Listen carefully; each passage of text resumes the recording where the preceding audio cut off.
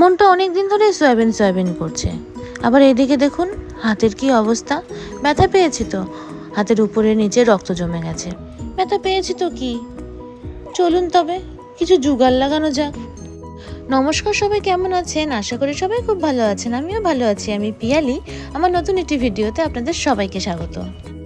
Soybean আমার বরাবরই পছন্দের, ওই বলতে পারেন মাছ মাংসের থেকেও কাছের। তবে ওই মাংসের মতো কষা কষা করে পেঁয়াজ রসুন দিয়ে খুব সুন্দর করে। একদমই ওই নিরামিষ সয়াবিনের ঝোল খেতে আমার ভালো লাগে না।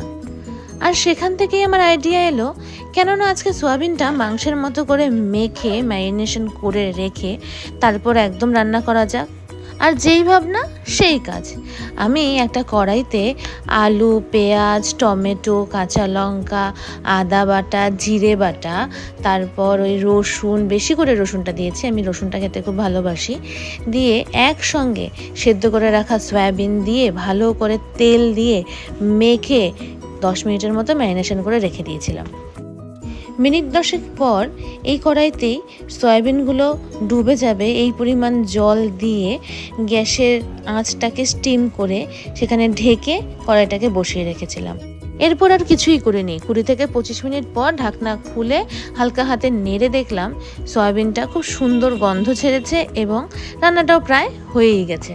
সয়াবিনে এত পরিমাণ প্রোটিন আর কার্বোহাইড্রেট আছে যে আমাদের শরীরের পেশি গঠন করে, হাড় মজবুতের পাশাপাশি ইমিউনিটিও বাড়ায়। এছাড়া হার্ট অ্যাটাক, ডায়াবেটিক নিয়ন্ত্রণ ও ওজন কমাতেও এর কিন্তু জুড়ি মেলা ভার। এছাড়া মেয়েদের জন্য এটি বিশেষ উপকারী, কারণ এতে থাকা আইসোফ্লেভনস মনোপোজের সময় হরমোনের ভারসাম্য রাখতে বডিকে সাহায্য করে।